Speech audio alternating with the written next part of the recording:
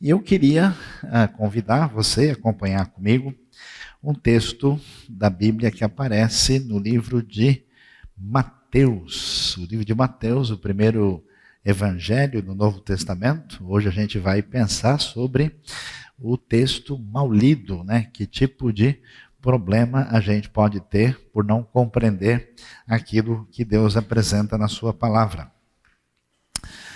Mateus capítulo 4, começando com o primeiro versículo, a Bíblia diz: então, Jesus foi levado pelo Espírito ao deserto para ser tentado pelo diabo. Depois de jejuar 40 dias e 40 noites, teve fome, e o tentador aproximou-se dele e disse: se és o Filho de Deus, manda que estas pedras se transformem em pães. Jesus respondeu: está escrito, nem só de pão viverá o homem, mas de toda palavra que procede da boca de Deus. Então o diabo levou a cidade santa, colocou-o na parte mais alta do templo e lhe disse: se és o Filho de Deus, joga-te daqui para baixo, pois está escrito, ele dará ordem a seus anjos a seu respeito, e com as mãos eles os segurarão para que você não tropece em alguma pedra. Jesus lhe respondeu: também está escrito, não ponha à prova o Senhor teu Deus, o seu Deus. Depois o diabo levou um monte muito alto e mostrou-lhe todos os reinos do mundo e o seu esplendor, e lhe disse: tudo isso eu te darei, se te prostrares e me adorares. Jesus lhe disse: retire-se, Satanás, pois está escrito, adore o Senhor o seu Deus e só ele preste culto. Então o diabo o deixou e anjos vieram e o serviram. A gente precisa entender que em Mateus capítulo 4, depois de Jesus ser batizado, Jesus vai iniciar o seu ministério. E no início desse ministério, Jesus passa por uma espécie de teste que envolve as tentações que são colocadas diante dele, mostrando para a gente uma coisa interessante, que a execução da obra de Deus, diferente do que a gente passou a entender hoje em dia, que depende principalmente de intelectualidade, depende principalmente de formação cerebral adiantada ou de uma capacidade carismática acentuada, que esse caminho passa por uma trajetória que envolve caráter e elementos internos dentro da gente. Porque o que Satanás está fazendo, e é interessante que o Espírito Santo leva Jesus para ser tentado, está basicamente dizendo que se Jesus quer chegar no caminho do seu reinado, do ser o Messias, de trazer a esperança para toda a comunidade que espera o grande Rei Salvador, ele tem um caminho mais rápido, tem um atalho, tem um jeito mais fácil de fazer isso. E aí ele vai dizer, ele faz as promessas que vocês puderam ver aqui. Ele diz: olha, você sabe de uma coisa, Jesus, você não faz ideia como é que o seu reino vai longe. Porque você sabe que as pessoas fazem qualquer coisa por comida. Quem controla a comida, quem controla a satisfação do pão em relação ao povo, está tranquilo. Então, imagina o que é você transformar pedras em pães. E quem já foi a Jerusalém sabe o que não falta ali é pedra. Se o pessoal transformar tudo quanto é pedra que tem lá em pão, todas as padarias de São Paulo estarão em grande desvantagem diante do cenário que a gente vai ter lá. Então, ele oferece isso, né? E Jesus, então, vai rejeitar com a palavra de Deus, dizendo que nenhum homem não vive só de pão, mas da palavra que sai da boca de Deus. O diabo depois o leva à cidade santa, claro que é Jerusalém, coloca na parte mais alta do templo. Acho que fica claro para todo mundo que isso é uma tentação mental. É muito estranho, né? Jesus sendo carregado pelo diabo no colo, levando ele lá em cima, até porque na sequência o texto vai dizer, por exemplo, que o diabo levou a um lugar onde ele podia ver todos os reinos desse mundo, e não existe um lugar como esse. Então fica claro que a tentação é mental. Ele o coloca e diz: joga-te daqui para baixo, porque ele dará ordem para que os anjos venham segurar. Então o diabo aqui mostra um lado hollywoodiano, apoteótico aqui, dizendo: Jesus, você imagina o que seria você se jogar de lá e a galera, de repente vem os anjos, e seguram ele ali. Meu amigo, isso aí é cena de final, assim, de Oscar, né? Você teria um ponto muito à frente, imagina o que isso significaria para a sua trajetória de convencer esse povo todo que você é o Messias. Jesus vai rebater aquilo que o diabo fala e depois ele dá sua cartada final dizendo, olha, se você se prostrar e me adorar, todos os reinos do mundo serão seus. Então Jesus cita Deuteronômio 6 e diz, olha, que ao Senhor somente adorarás, e aí ordena que o diabo se retire e ele rejeita essa tentação que está ligada, muito ligada com 1 João capítulo 2, né, verso 15 e 16, que as versões antigas chamam de a concupiscência da carne, aquele desejo forte da carne, aquela coisa que tem a ver com o desejo forte que vem pelos olhos e aquilo que envolve o orgulho em relação à vida. Jesus rejeita tudo isso e lança fora. Agora, o que assusta a gente quando a gente lê o texto, seja que a gente leu e prestou atenção? É que esse diabo, ele tem um jeito meio evangélico de ser. Esse diabo aqui não é um diabo ateu, é um diabo crente. É um diabo diferente, porque quando ele vai tentar Jesus, ele chega de Bíblia na mão. Ele traz a palavra. E ao tentar Jesus, ele vai citar, e parece até uma ironia, porque ele vai citar o texto mais conhecido pela tradição popular religiosa evangélica brasileira, que acredita-se que assusta e deixa o demônio fora da casa. Eu já fui em muitas casas que tem uma Bíblia aberta no meio, às vezes, da sala ou num lugar central onde está aberto o Salmo 91. Porque a ideia é que se o Salmo 91 estiver aberto, qualquer coisa ruim que chegar ali vai ser retirada, vai ser afastada. E o surpreendente é que, quando Satanás vai apresentar a sua segunda tentação, ele diz, né, claramente para ele, pois está escrito. E cita exatamente o Salmo 91. Então, se a pessoa quiser assustar o diabo, tenta o 95, 96, 91 não está dando muito certo, já faz tempo. E ele cita e diz, ele dará ordens a seus anjos a respeito, com as mãos eles o segurarão para que você não tropece em alguma pedra. O que é que a gente descobre quando a gente lê um texto como esse? Primeiro, que nós sabemos e temos certeza que a referência da vida de uma pessoa que está em sintonia com Deus é a palavra revelada de Deus. Mas essa palavra, se ela é mal lida, mal interpretada, não compreendida adequadamente, aquilo que é palavra de Deus se torna palavra do diabo. Isso é extremamente sério. Até o nosso famoso mestre da literatura brasileira do período barroco, o famoso Padre Vieira, fez essa observação no seu sermão da sexagenária, dizendo exatamente isso, que palavras de Deus, dita no sentido em que Deus não as disse, é palavra do diabo. Você já imaginou um negócio desse?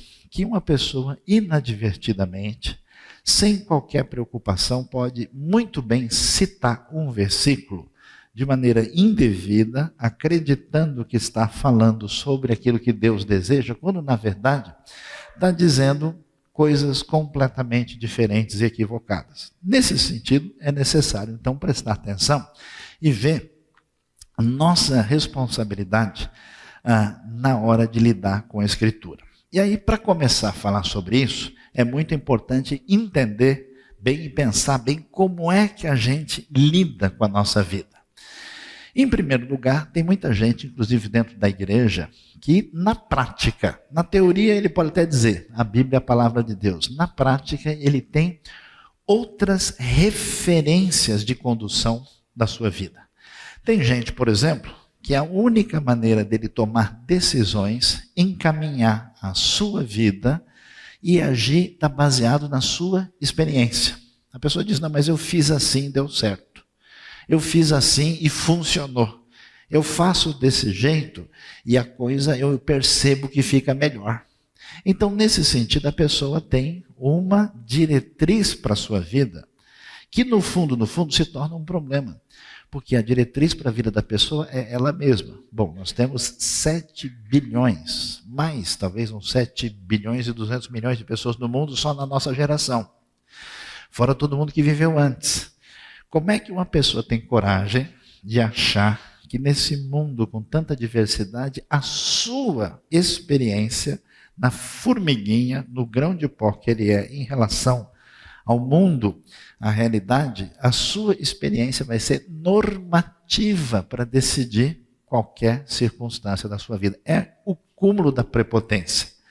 A pessoa não ousar a vencer a sua própria limitação e querer aprender com quem tem o que ensinar para essa pessoa.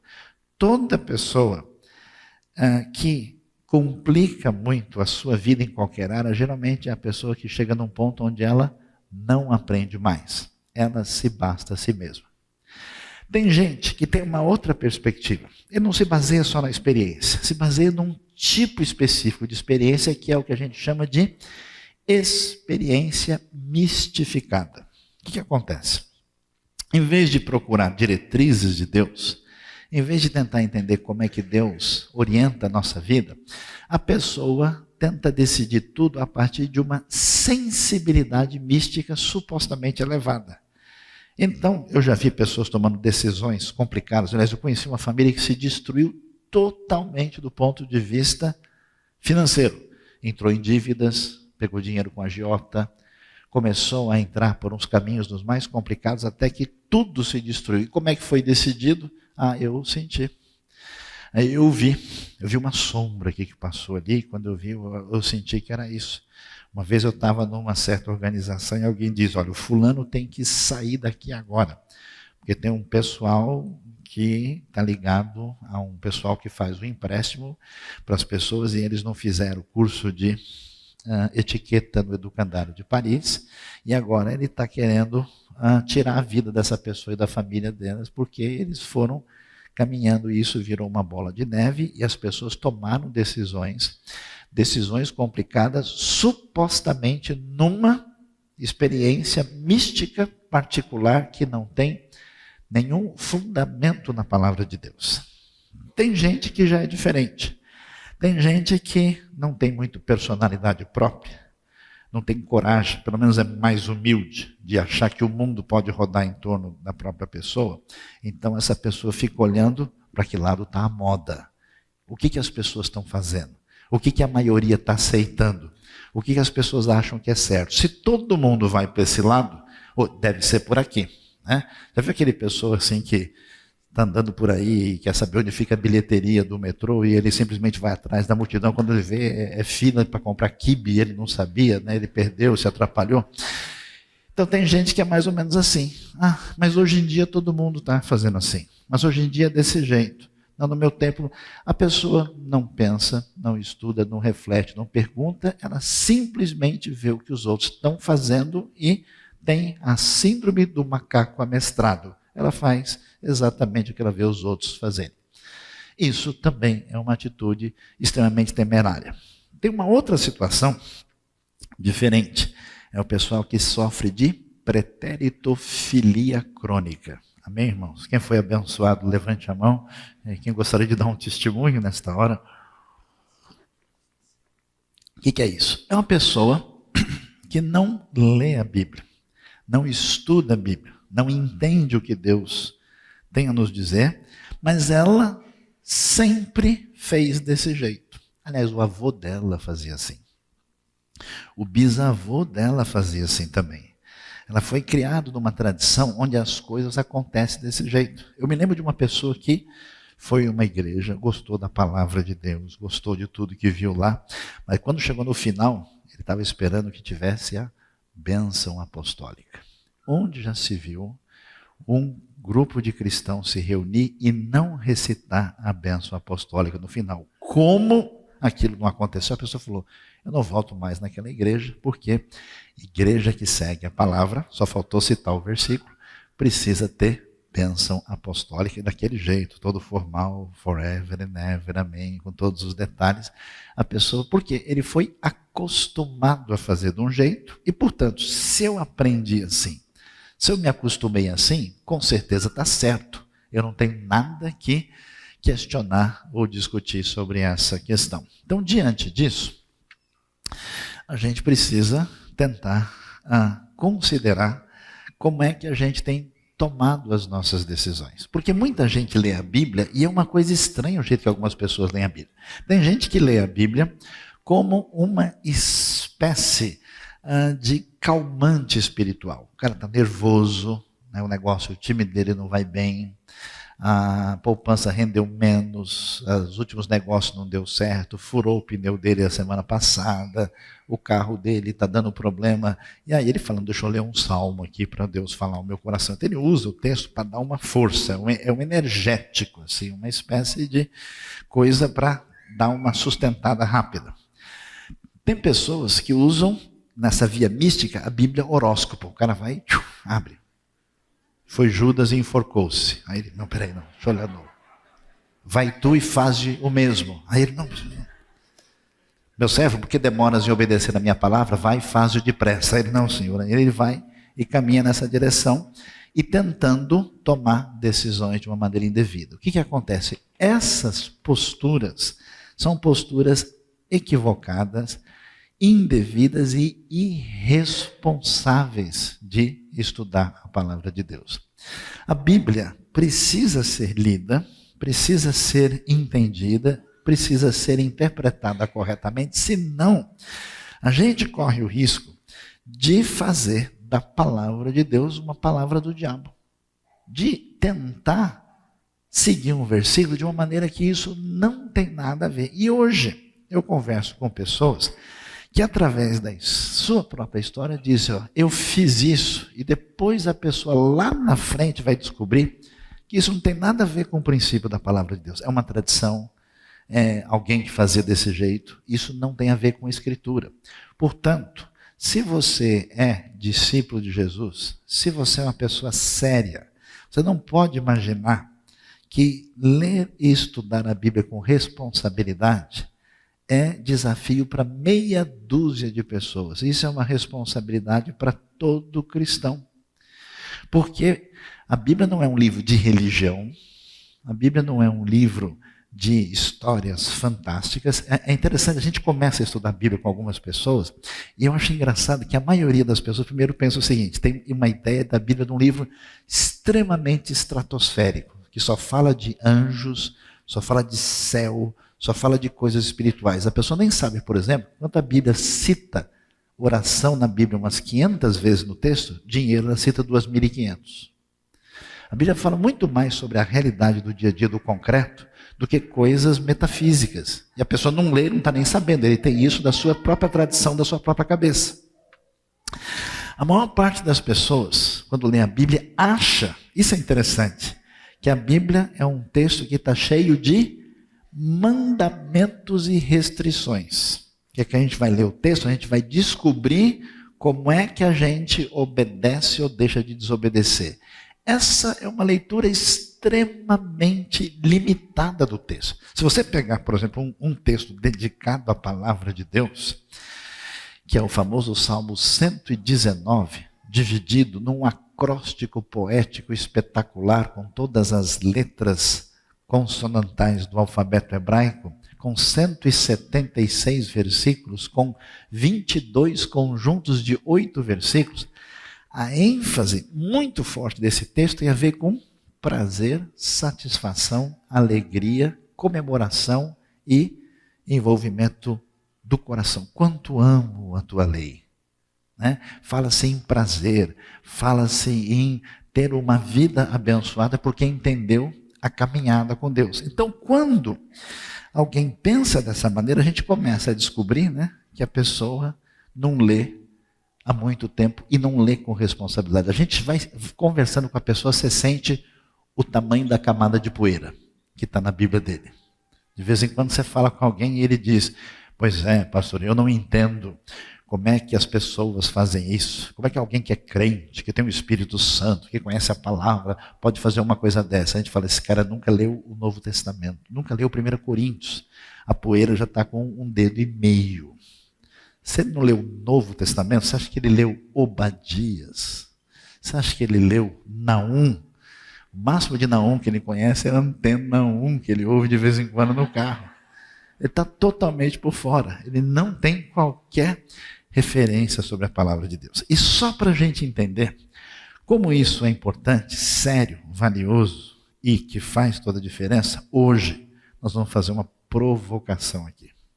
Nós vamos ver alguns textos que a gente tem ouvido, tem tantas vezes visto de maneira repetida que a gente acha que significa uma coisa e não significa nada disso. Vamos observar alguns textos que muitas pessoas, inclusive na minha experiência, têm tido crises profundas na vida e achando que esse texto está dizendo uma coisa quando o texto nunca quis dizer isso. Interessante, começando com um texto muito conhecido, é o texto que aparece no livro de Atos, capítulo 16, no versículo de número 31. Esse texto vai nos falar, quando Paulo está lá pregando o evangelho em Filipos, entrando pela primeira vez na Europa, e ele vai ser preso e vai sofrer nas mãos do carcereiro de Filipos. E aí o carcereiro de Filipos, depois do terremoto, depois daquela situação, quando todo mundo parece que vai fugir e não foge, Paulo aparece, o carcereiro chega diante dele, e naquela circunstância tão peculiar, ele chega para Paulo no versículo 30 de Atos 16, e diz, ele os levou para fora e perguntou: senhores, que devo fazer para ser salvo? E o texto muito conhecido, muito repetido, eles responderam: creia no Senhor Jesus e serão salvos você e os de sua casa. Muita gente lê esse texto e entende o seguinte: bom, quando a pessoa se converte, quer dizer que todos os seus parentes serão convertidos também, porque crê no Senhor Jesus e será salvo você ou tu e a tua casa. O texto está prometendo isso? De jeito nenhum. Como é que a gente pode ter certeza de que o texto de Atos 16 não está prometendo isso? Porque Jesus mesmo disse que os inimigos do homem serão os da sua própria casa. Eu colocarei o quê? Pai contra filho, filha contra mãe, nora contra sogra. Então Jesus estava dizendo que há pessoas que têm que deixar pai, mãe, filhos, por causa do reino de Deus. Não é verdade que na história da fé, todas as pessoas que se converteram, automaticamente a família veio no pacote, porque a decisão de receber Cristo é individual. Então, como é que a gente entende Atos 16, 31? A gente entende Atos 16, 31 do jeito que Atos 31 está escrito. O que Atos 31 está dizendo? Está dizendo que o carcereiro vai ter sua família salva. Um texto que tem uma história, que tem uma narrativa, é uma coisa boa para a gente começar a aprender um pouquinho sobre isso. Texto narrativo não é texto normativo. O texto está contando o que aconteceu. Ele conta que Abraão, por exemplo, mentiu para dizer que Sara não era sua mulher. Então, se Abraão, que era um homem de Deus, tão fiel, mentiu, logo conclui-se que você tem que prestar atenção e não fazer isso. Se Salomão, que era sábio, teve 1000 mulheres, eu não sou tão sábio assim, mas pelo menos não tem nada disso. A compreensão está equivocada. Então, quando o texto conta uma história, não quer dizer que todos os detalhes dessa história devem ser imitados e repetidos porque está na Bíblia. Não é verdade, está equivocado, está errado. Quando a Bíblia diz que Paulo fala para o carcereiro: serão salvos você e os de sua casa, isso se cumpre no próprio texto. Logo adiante você vai ver o carcereiro e a sua família salva. Esse texto não é uma promessa universal para todo mundo, que todos os nossos parentes vão se converter. Eu já vi gente comendo as unhas, preocupado, achando que Deus deu uma promessa para ele. Quem sabe ele fez alguma coisa errada e por isso o versículo não se cumpriu na sua vida. Não, ele entendeu o texto errado e hoje sofre desnecessariamente. Isso não quer dizer que a gente não deve orar pela pessoa, a gente não deve fazer um esforço para compartilhar, mas não é verdade que todas as pessoas necessariamente vão receber o evangelho e simplesmente porque um dos parentes se converteu, já que Jesus disse que isso seria difícil em alguns casos. Outro texto que deixa muita gente preocupada e que não significa o que muitas pessoas pensam que ele significa é Provérbios 22, verso 6. Ensina o menino no caminho que deve andar, e até quando ele for velho, ele não se desviará dele. Na verdade, o texto original não diz no caminho em que deve andar. A palavra hebraica lá, a palavra chamada, uma expressão chamada bedarko, que significa ensina o menino no caminho dele. A NVI segundo os objetivos que você tem para ele. O que esse texto quer dizer? Ele não está falando simplesmente de experiência religiosa. A pessoa acha que a Bíblia só tem texto de religião, então ele entende tudo errado. Provérbios é um livro que fala sobre a vida como um todo. E como esse mundo é o mundo de Deus, quem presta atenção nas diretrizes de Deus vai ter uma vida melhor. Se a pessoa faz bobagem, ele vai ter problema. Então o que o provérbio está dizendo é o seguinte: se você botar o seu filho para estudar alemão quando ele é pequeno, depois de velho ele continua lembrando de alemão. Se você quer aprender a andar de bicicleta, papagaio velho não aprende a falar fácil. Depois dos 40 anos, aprender a andar de bicicleta, só com muita oração e com muita bênção, né? E com todo mundo saindo da frente, porque senão a gente manda alguns para a vida eterna, a coisa não funciona, né? Ele está dizendo que aprender sobre a Bíblia, aprender versículos, princípios, conhecimento, a gente deve fazer o quanto antes. Porque se o menino, a menina, a criança recebe educação em tempo, ele lá adiante vai lembrar disso.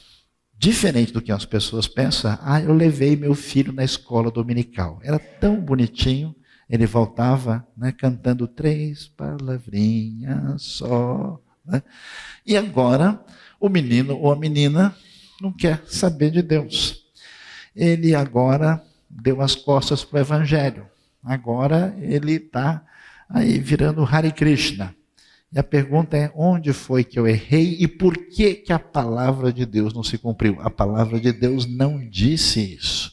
Que leve o menino na escola dominical e até quando ele for velho ele será membro da Igreja Batista. Não é isso que o texto diz.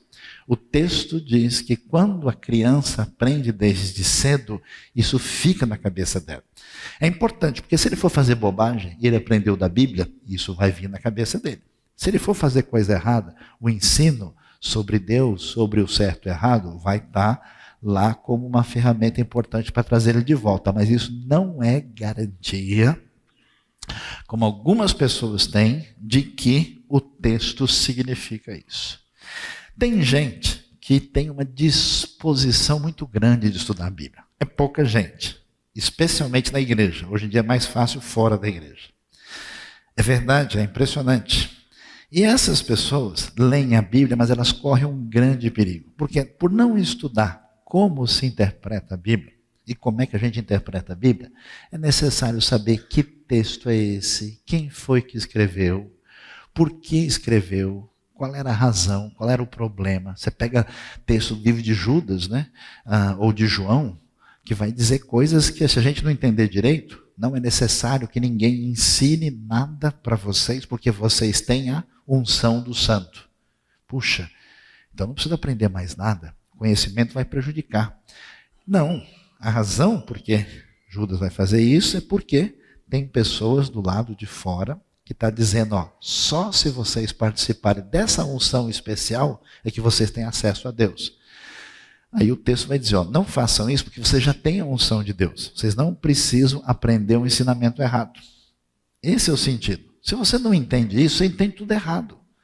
Você não sabe o que o texto disse, para quem, por quê, em que motivo e qual é o problema que está sendo discutido. É igual a pessoa que entra em conversa no meio do caminho e dá opinião e não escutou direito e sai ali passando vergonha. É uma coisa semelhante que leva na direção errada. Então algumas pessoas fazem o quê? Eu vou interpretar a Bíblia literalmente. Porque se o texto diz assim, é isso que deve ser feito. É desse jeito? Nem sempre é assim. Quer ver que coisa interessante? Se você abrir o Salmo 137 e for ler o final do Salmo 137, versículo de número 9, o texto diz o seguinte: feliz aquele que pegar os seus filhos e os despedaçar contra a rocha. Amém, irmãos? Quem foi abençoado? Vamos usar isso no Ministério Infantil da IBNU. Você imagina só, né? O que o texto está falando? Esse salmo é um salmo pós-exílico.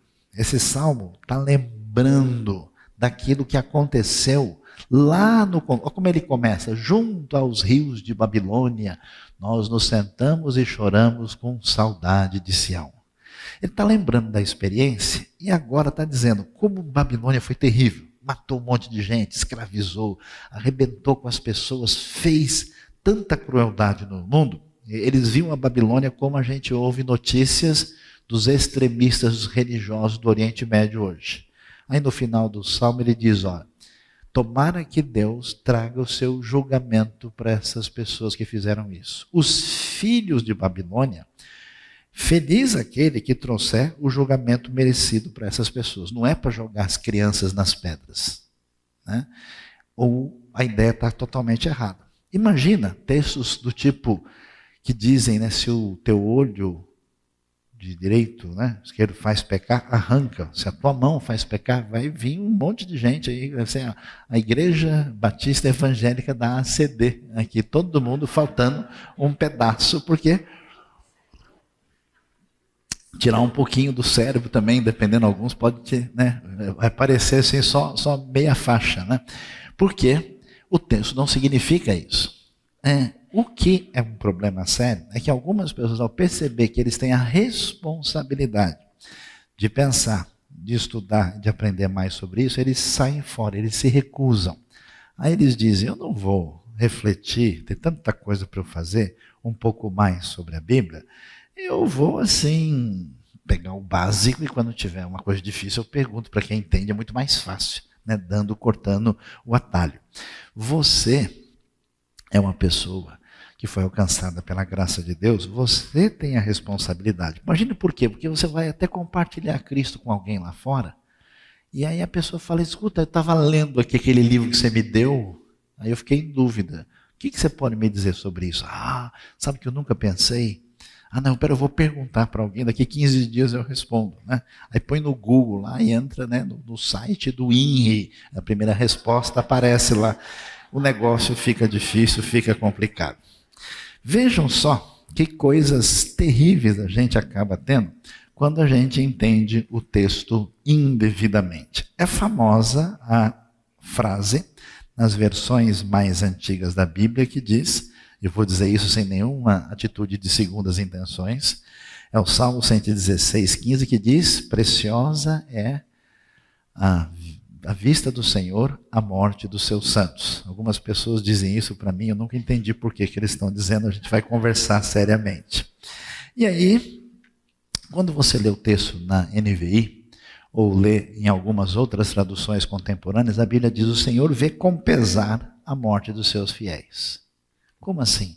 Por que o texto é tão diferente? Quando a Bíblia foi escrita no Antigo Testamento, ela não fala no Antigo Testamento quase nada sobre a vida depois da morte. Ela fala da experiência com Deus nessa realidade da vida aqui, como é que Deus é o nosso provedor, como é que Deus ensina o caminho ligado aos seus mandamentos, à obediência, à vida abençoada em família, em comunidade. Depois, quando chega no Novo Testamento, é que essas coisas vão começar a ser entendidas detalhadamente. Existe na Bíblia que a gente chama de uma revelação progressiva, que culmina no Novo Testamento. Então, alguns textos antigos, lá do Antigo Testamento, precisam ser entendidos corretamente dentro do seu contexto. Quando a Bíblia diz que preciosa, a palavra no original significa preciosa no sentido de uma coisa muito cara, muito dispendiosa, de alto custo. Então, o que o Salmo está dizendo? Que numa situação de conflito, aliás, um jeito importante para ler o texto é ver o que está sendo dito antes, ver o que foi dito depois, para você ver o contexto, qual é o assunto do salmo. Você vê que o Salmo 116, por exemplo, o salmista está agradecendo a Deus porque ele não morreu. Eu amo o Senhor porque ele me ouviu quando eu fiz súplica, ele inclinou os seus ouvidos para mim.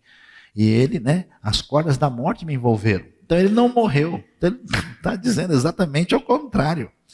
Que não é que é preciosa a vista do Senhor na morte dos seus santos, porque ele foi livrado da morte. Então o que ele quer dizer? Que quando um servo fiel de Deus morria, isso para Deus tinha um custo elevado. Isso não passava em branco. Isso era uma coisa que não era assim, ficava sem nota, sem observação, sem percepção da parte de Deus. O Senhor vê com pesar a morte dos seus fiéis. Uma pessoa servindo a Deus, às vezes numa situação de obediência a Deus, morria, deixava a família numa situação difícil, e aí Deus, tudo bem? Não, o Senhor sente profundamente essa dor junto com as pessoas. Ele não está falando de coisas que a gente imagina que ele estaria falando. Por isso a leitura responsável. Quando a gente pega qualquer coisa que a gente valoriza, o que a gente faz? A gente lê direitinho. Você manda um contrato para a pessoa de compra de casa. Ah, não, pode mandar aí que eu depois está tudo certo. Eu já vou mandar minha assinatura eletrônica por e-mail. Não, o cara vai olhar lá, deixa eu ver qual é a taxa de juro, deixa eu ver direitinho aqui, porque a pessoa leva a sério. Se você leva a sério compra de casa, compra de carro, por que você não leva a sério isso aqui? Por que você não leva a sério a Bíblia, que você diz que é o texto, que é a palavra divina e que serve de referência para a sua vida? Veja só que coisa incrível, impressionante, sui generis, absolutamente fora de propósito. É ler o texto de Filipenses 4, versículo 13, onde a Bíblia diz o quê? Posso todas as coisas naquele que me fortalece. Eu já vi um sujeito fora do Brasil, num ministério internacional, pegando uma lista telefônica daquelas antigas e rasgando ela. Ele fazia parte de um grupo que era os fortões de Cristo, toda a galera assim, pós-MMA, né? Ele rasgava assim, ele falava, aí ele gritava bem alto: posso todas as coisas naquele que me fortalece. Eu posso até rasgar uma lista telefônica. Acho que podia rasgar também o manual que ele aprendeu a interpretar a Bíblia, que estava precisando. O que esse texto significa? Ele não significa as atitudes irresponsáveis que muita gente tem hoje em dia, que é uma atitude supostamente baseada na fé, onde a pessoa pode fazer coisa porque Deus assina embaixo.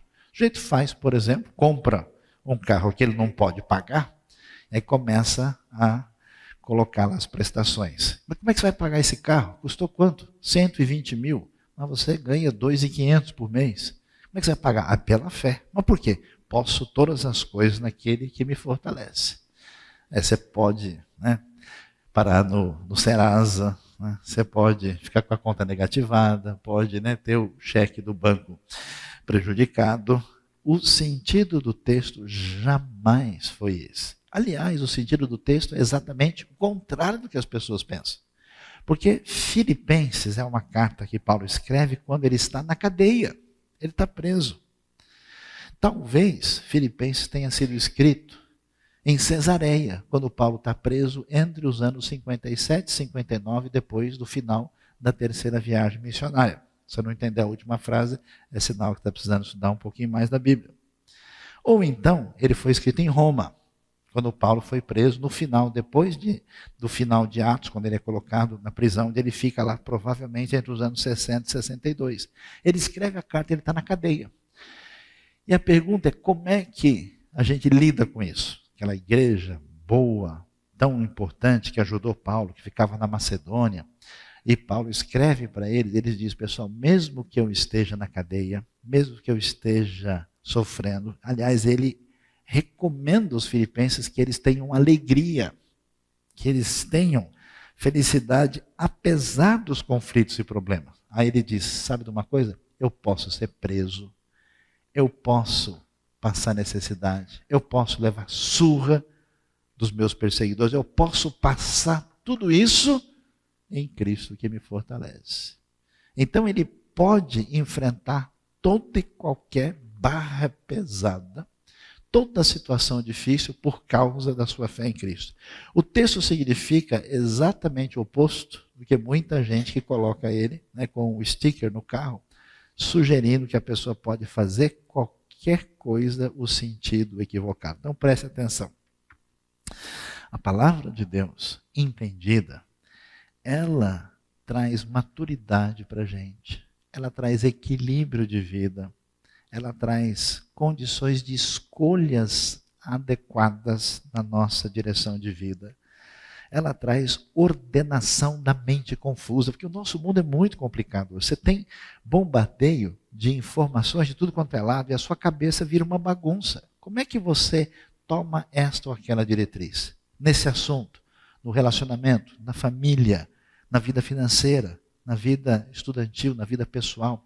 Eu encontro gente com anos de igreja, com a cabeça totalmente diferente da perspectiva bíblica. O cara fala, não, eu vou estudar aqui, mas eu também vou me dedicar às coisas espirituais. Como se estudar não fosse uma coisa espiritual. Quem disse para você que não é? Da onde você tirou isso?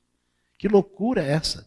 Quem ensinou que o mundo espiritual é separado do mundo físico é um sujeito chamado Platão, que era grego e era pagão, que não tem nada a ver com a Bíblia. Muita coisa que está na cabeça das pessoas tem origem no espiritismo, tem origem no mundo secular, tem origem na Grécia Antiga, tem origem no folclore europeu, tem origem em tradições americanas, tem origem em tradições brasileiras, mas não representa a palavra de Deus.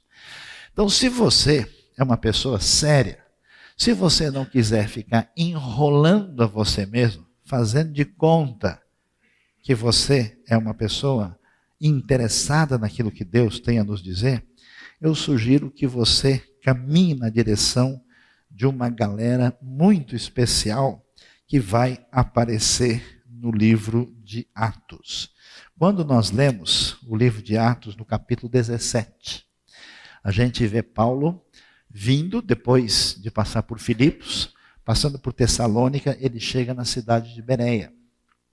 Lá em Bereia, o texto diz no versículo 10, logo que anoiteceu, os irmãos enviaram Paulo e Silas para Bereia.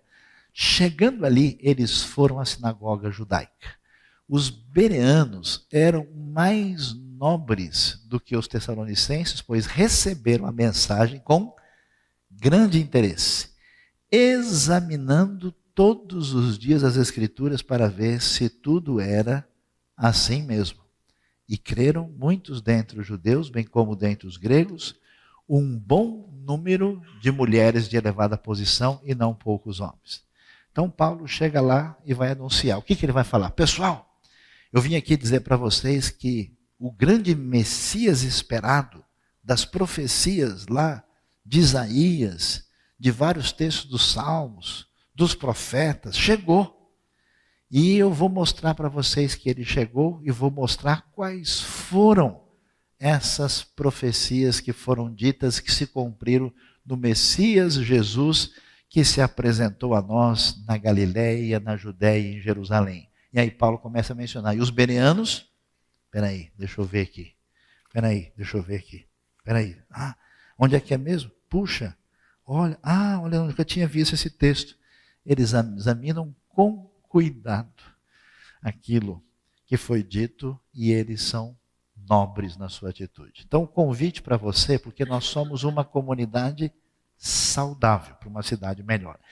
E nenhuma pessoa vai ser espiritualmente saudável na sua vida se ele não levar a sério o que Deus tem a dizer. Ele não presta atenção aos princípios de Deus e fica esperando a sua vida empipinar lá na frente. Ele despreza a orientação divina e o bicho vai pegar lá adiante. Depois ele vem, pois é, não sei por que essas coisas acontecem, porque aquilo que Deus apresenta na sua palavra não foi levado a sério. E não pense que você vem de tradição evangélica, que você cresceu ouvindo a Bíblia desde pequeno, que você de fato conhece o suficiente sobre o texto, como um pouquinho que a gente diz hoje já mostra que muita coisa que a gente imagina que é de um jeito não é desse jeito, coisa nenhuma. Portanto, o convite é que você tome uma decisão hoje à noite, na sua vida, dizendo, peraí, eu vou ler a Bíblia de maneira diferente agora. Eu vou estudar com atenção, eu vou ver o que isso significa, eu vou ver como é que a gente lida, pelo menos eu vou desenvolver um jeito sistemático, organizado, sério e interessado, porque isso, no final das contas, é o que vai valer para a nossa vida em todos os seus aspectos. Deus abençoe a nossa vida, Deus abençoe o nosso coração e nos ajude a caminhar nessa direção.